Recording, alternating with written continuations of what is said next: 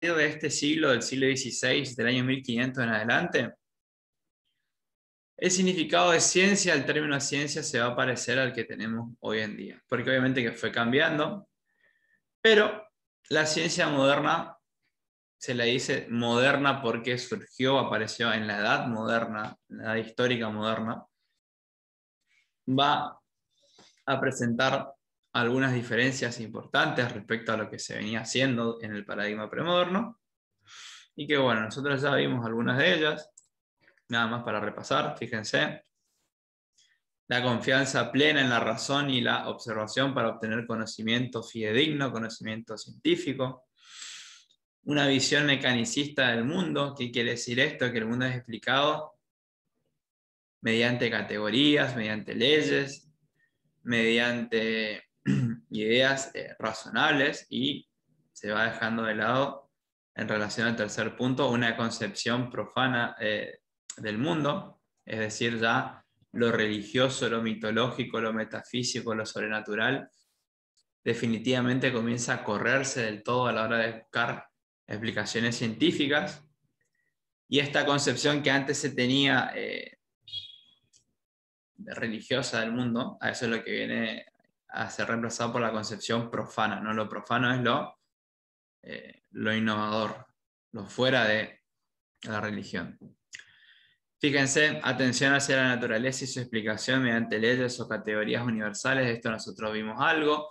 Por ahí también vimos cómo los epistemólogos del siglo XX ponían un poco en cuestión este tema, pero si nos ponemos en contexto, para el siglo XVI, XVII, se creía que todo hecho, fenómeno científico podía ser explicado mediante estas leyes, y que la única forma de conocimiento válido o de poder probar algo era si se aplicaban este conocimiento, ¿no? Y si era posible la elaboración de algunas leyes. Va a surgir el método científico, algo muy importante, crucial, porque bueno, hasta el día de hoy lo seguimos utilizando. En principio, el método científico que surge en esta etapa se aplicaba a las ciencias naturales, a las ciencias exactas, y se creía que si las ciencias sociales ya más adelante en el tiempo no podían adaptarse, no podían utilizarlo, entonces directamente no eran ciencias, ¿no? Recién en el siglo XIX, eso lo vamos a ver la clase que viene, se comenzó a considerar que a lo mejor el conocimiento, la forma de llegar al conocimiento científico social era diferente al de las ciencias naturales y ciencias exactas, pero durante muchos siglos las ciencias sociales estuvieron de un lado como bastardeadas, podríamos decir, o dejadas de lado, ya que no se ajustaban a estos paradigmas. Fíjense que basada en hipótesis y observaciones, esto nosotros ya lo vimos. Uso de la experimentación. Siempre acá, si bien nuestra materia de ciencia está referida a las ciencias sociales, el origen de todo lo que es la ciencia moderna se focalizó en las ciencias exactas y naturales, ¿no? Por eso hablamos de explicaciones en clave matemática. Y por último, con fines utilitarios, ¿no? Con una finalidad que se consideraba los descubrimientos, las innovaciones científicas iban a servir a toda la población, a toda la humanidad, y que el desarrollo científico era infinito, ¿no? Que se podía llegar a descubrir cuestiones inimaginables, y que todo el progreso científico siempre iba a ser bueno. Durante mucho tiempo se creyó que esto era así, al menos hasta mediados del siglo XX, cuando ya ustedes vieron también el trabajo, ingresa o irrumpe el paradigma postmoderno, y esta idea de que a lo mejor el progreso científico indefinido iba a terminar destruyendo la humanidad, ¿no? Sobre todo después con lo que se vio en la Segunda Guerra Mundial y en las bombas atómicas de Hiroshima y Nagasaki. Bueno, pero ese es tema posterior. Nosotros estamos situados en las características de la ciencia moderna, siglo XVI. Fíjense algunos exponentes que surgieron en esta etapa y que son teorías totalmente innovadoras. Recuerden a Nicolás Copérnico y su idea del heliocentrismo, y incluso hasta el día de hoy hay algunos que por ahí dudan de ella, ¿no? Lo cuestionan.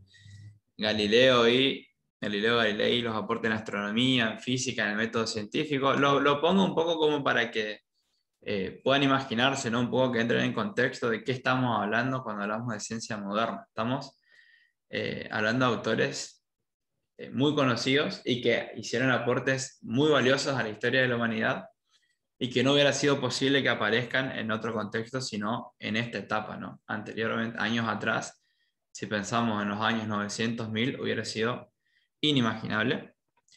No solo que aparezcan, sino también que puedan decir y escribir las teorías, ¿no? Ya que iba muy en contra de las enseñanzas de la Iglesia. Y acá llegamos a dos autores que nos van a interesar mucho, dos corrientes, de las primeras tres que vamos a ver en la clase de hoy. Uno es el señor Francis Bacon, principal exponente y defensor de la experimentación como medio para aumentar el conocimiento, representante de la corriente llamada empirismo, este señor. Y el otro va a ser el francés René Descartes, máximo exponente, representante del racionalismo. ¿Qué decía el racionalismo? Que el conocimiento se da a través de la razón y de los sentidos. Estos dos señores van a ser como dos escuelas, dos corrientes del pensamiento muy importantes, en cierta forma enfrentadas entre sí durante estos siglos, ya más hablando del siglo XVII, porque van a proponer dos formas, podríamos decir, diferentes para llegar al conocimiento.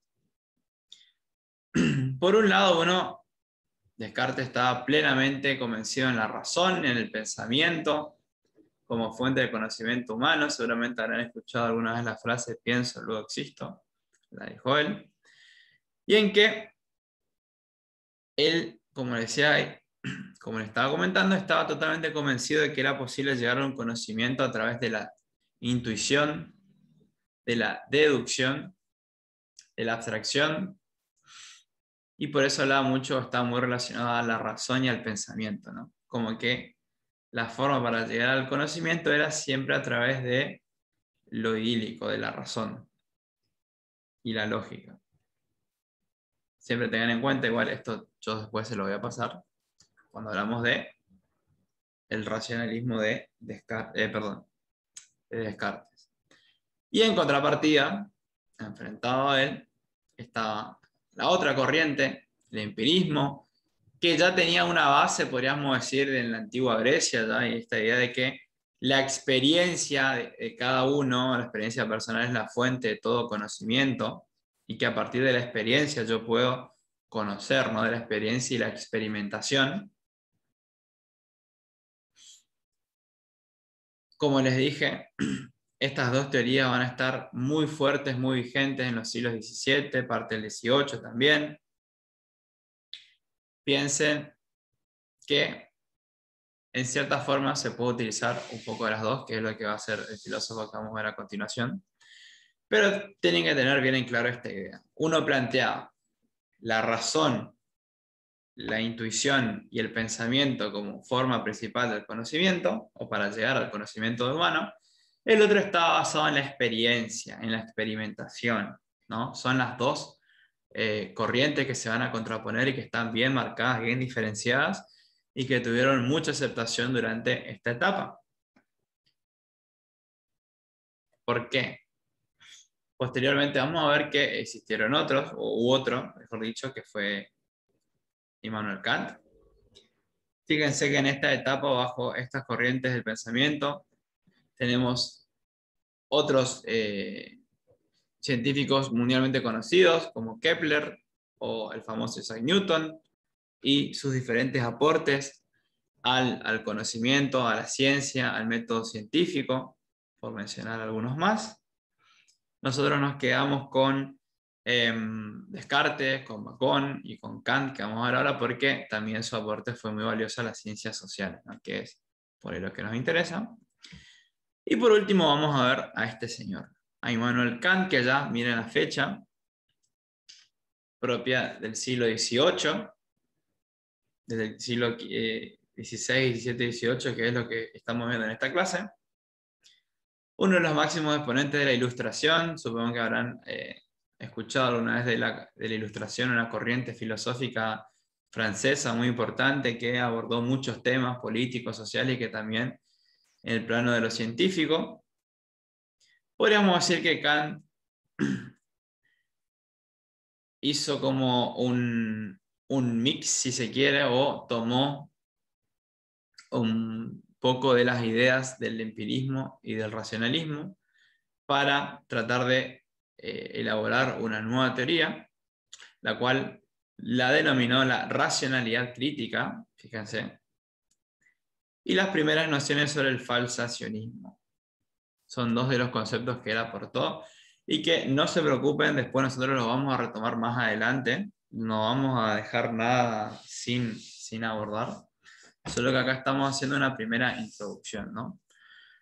Este señor Augusto Comte lo vamos a ver la clase que viene, ya que es propio más del siglo XIX de las ciencias sociales. Nos vamos a centrar específicamente en Immanuel Kant en esta clase. Immanuel, que, como bien dice allí, concilia ambos puntos de vista, el empirista y el racionalista, y es como que le va a dar cierta validez a ambos, ¿no? Ya que sí, afirma que todos los conocimientos parte de la experiencia, que es muy importante la experiencia de cada uno, ya desde antaño, pero que no es la única forma de conocer, sino que también nosotros, por los seres humanos, tenemos la facultad de razonar, de pensar y de construir un tipo de conocimiento sin necesidad de experimentarlo, ¿no?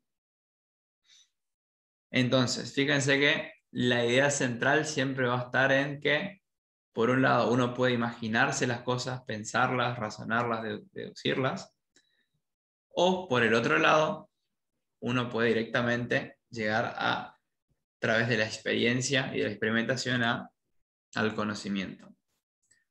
Lo cual es por ahí complicado en cierta forma porque no se puede todo el tiempo experimentar absolutamente todo.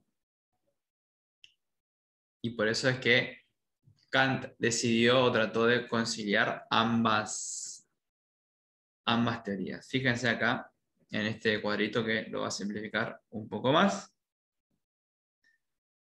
Kant tiene un poco de empirista, ya que sí afirma que es posible llegar al conocimiento a través de la experiencia, pero es imposible conocer absolutamente todo por la experiencia, sería imposible que las personas puedan experimentar absolutamente todo lo que hay. Y por otro lado también está a favor del racionalismo y de la razón, ¿no? Ya que cree que es posible, mediante los conocimientos que tiene el ser humano, aplicar la lógica, aplicar la abstracción y poder construir un tipo de conocimiento, ¿no? Así que bueno, en su obra más importante, Crítica de la razón pura, él va a publicar estas tesis en las cuales fue, como estamos hablando, recopilando un poco de las dos teorías anteriores. Para finalizar, como dice aquí, su principal objetivo, el de Kant, es de descubrir si la razón humana es capaz de conocer, ¿no? Así que bueno. Bueno, estimados, como les dije, esto va a ser el tema de esta semana. Fíjense que estuvimos viendo siglos XVI, XVII y XVIII de manera rápida, como les dije. Ya la semana que viene vamos a ver siglo XIX, el origen de las ciencias sociales, la problemática de las ciencias sociales en cuanto a la metodología. En este brevísimo y rapidísimo repaso de la historia de la ciencia que estamos dando, porque bueno, me gustaría centrarme de lleno, una vez que podamos tener todos estos conocimientos en la elaboración